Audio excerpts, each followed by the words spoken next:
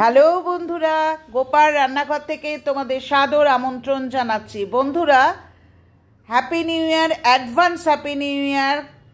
আমি যখন হয়তো এটা পোস্ট করব সেদিনটাই হয়তো হ্যাপি নিউ ইয়ার থাকবে, সুতরাং প্রত্যেককে আমি শুভ নববর্ষের শুভেচ্ছা ভালোবাসা জানিয়ে আমার আজকের এই ভিডিওটি শুরু করলাম। আজকে দেখাচ্ছি আরেকটি প্রদেশ, অর্থাৎ উত্তরপ্রদেশের আরেকটি স্ন্যাক্স আইটেম, সেটা হচ্ছে দহি পাপড়ি চাট।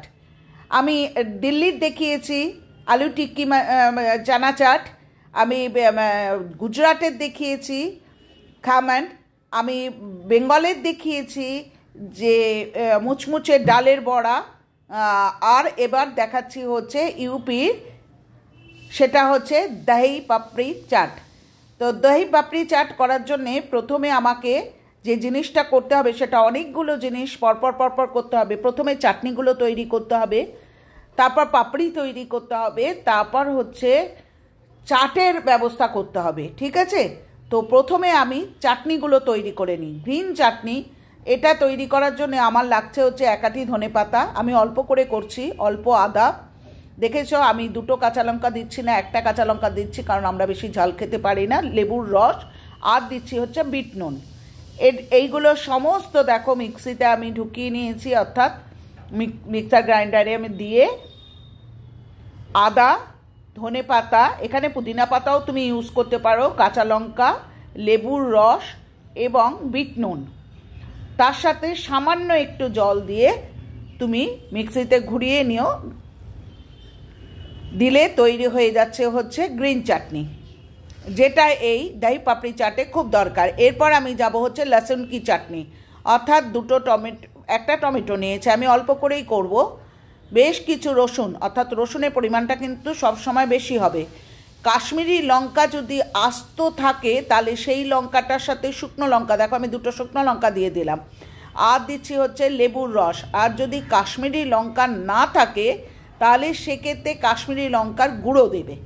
দেখো বন্ধুরা, আমি কিন্তু 2 চামচ কাশ্মীরি লঙ্কার গুঁড়ো দিচ্ছি, কারণ হচ্ছে এটা কালার হওয়ার জন্য দরকার, কারণ হচ্ছে রেড চাটনিটা বেশ ঝাল ঝাল হবে। আর তার সাথে একটু বিট নুন দিয়ে দিচ্ছি, দিয়ে আমি মিক্সিতে ঘুরিয়ে দেখো রেড চাটনিটা তৈরি করে ফেললাম, অর্থাৎ লসুন কি চাটনি। এবার তৈরি করবো একটা মশলা। প্রথমে দিচ্ছি দেখো গোলমরিচের গুঁড়ো 1/4 চামচ, তারপর দিচ্ছি হচ্ছে জিরে, রোস্টেড জিরে, অর্থাৎ জিরে ভাজার গুঁড়ো, তারপর দিলাম বিট নুন, এরপর দিচ্ছি হচ্ছে আমচুর পাউডার, আর এরপর দেবো হচ্ছে কাশ্মীরি লঙ্কার গুঁড়ো, সব 1/4 চামচ করে এবার মিশিয়ে নেব, দিয়ে এই মশলাটা তৈরি করে রাখব। এবার দেখো রেডি কি করে নিয়েছি। এখানে রয়েছে হচ্ছে পেঁয়াজ কুচিয়ে নিয়েছি, টমেটো কুচিয়ে নিয়েছি বিচি ছাড়া অর্থাৎ দানা ছাড়া, আলু কুচিয়ে নিয়েছি, ধনেপাতা কুচিয়ে নিয়েছি, আদা এবং কাঁচা লঙ্কা অর্থাৎ লাল সবুজ কাঁচা লঙ্কাকে কুচিয়ে নিয়েছি, বেশ ফাইনলি চপ। আর এখানে সেই ভাজা মশলা, মানে ওই যে মশলাটা তৈরি করেছি সেটা, আর সেও ভাজাটা কিন্তু অবশ্যই এখানে কিন্তু ওই নাইলন সেও, অর্থাৎ খুব সরু সরু পাতলা পাতলা সেও নেবে। গ্রিন চাটনি নিয়েছি, লসুন কি চাটনি নিয়েছি, দেখো ইমলির চাটনি নিয়েছি, যদিও পরিমাণটা কম হয়ে গেছে, আর টক দই, এটাই কোনো জল মেশাবে না, এটা একটু বিট নুন, একটু মিষ্টি আর একটু ভাজা মশলার গুঁড়ো দিয়ে টক দইটা রেডি করে রেখেছি।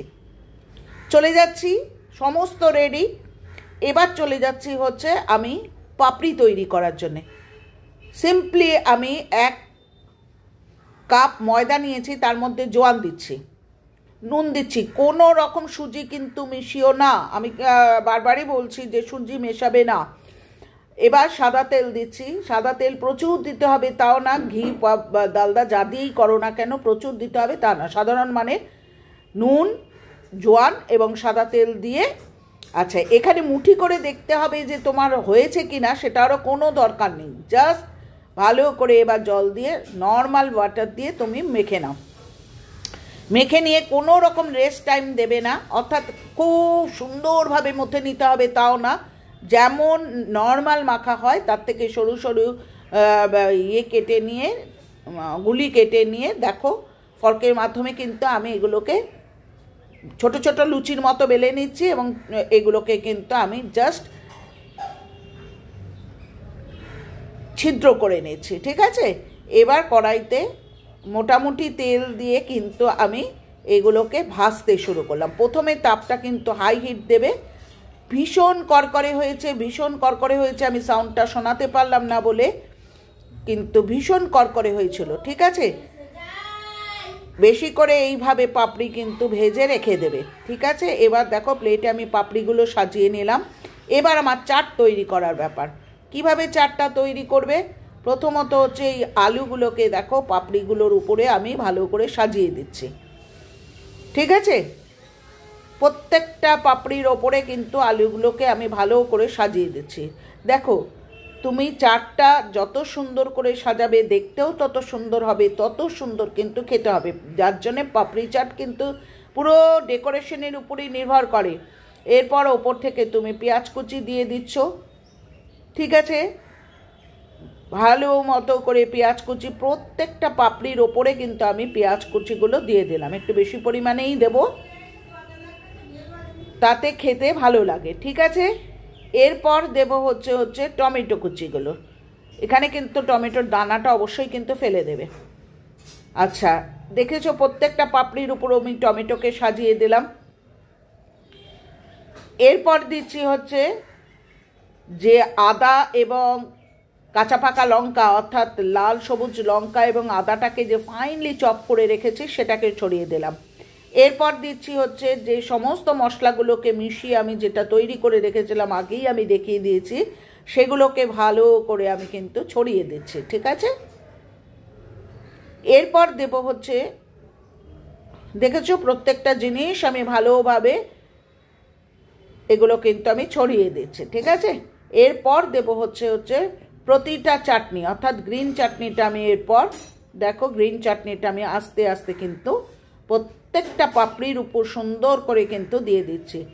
বন্ধুরা বারবারই বলছে কিন্তু এটা কিন্তু একটু হাতে সময় নিয়ে ডেকোরেশনটা করো, কারণ হচ্ছে যদি তুমি ভালো মতো জিনিসপত্রগুলোই না দাও তাহলে স্বাদটা কোথা থেকে হবে বলো। গ্রিন চাটনি দেওয়া হয়ে গেল। এবার দেবো হচ্ছে লসুন কি চাটনি, অর্থাৎ এই যে লসুনের চাটনিটা, সেই চাটনিটা। ঠিক আছে, এটাও আমি প্রত্যেকটা পাপড়ির ওপর দেখো এক ড্রপ 2 ড্রপ এরমভাবে আমি দিয়ে দিচ্ছি। ভালো করে কিন্তু প্রত্যেকটা পাপড়ির ওপরে তুমি যেমন গ্রিন চাটনি দিয়েছো ঠিক তেমনিভাবেই কিন্তু রেড চাটনিটা দিতে হবে। হয়ে গেল দেওয়া। এরপর আমি দিচ্ছি হচ্ছে দইটাই কিন্তু জল মেশাবে না, কারণ হচ্ছে দইটা যত ঘন হবে তত টেস্ট হবে। আমি দইটা কিভাবে তৈরি করেছি তাও বলেছি, অল্প বিট নুন, অল্প চিনি এবং ভাজা মশলার গুঁড়ো দিয়ে। ঠিক আছে, প্রত্যেকটার উপরে কিন্তু আমি ভালো মতো দই ইয়ে করে দিলাম, সাজিয়ে দিলাম। এরপর দিচ্ছি হচ্ছে দই দেওয়া হয়ে গেল।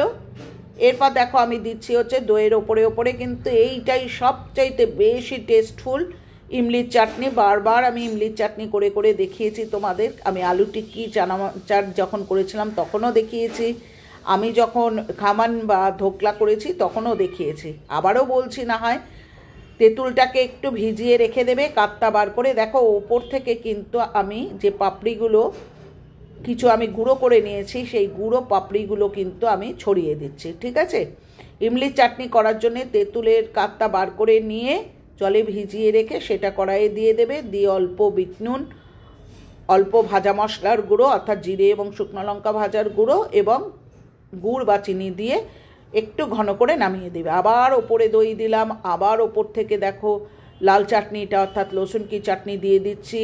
আবার এরপর দেখো আমি এরপর আবার হয়তো হরা চাটনি অর্থাৎ ওই সবুজ রঙের চাটনিটা দিয়ে দেবো।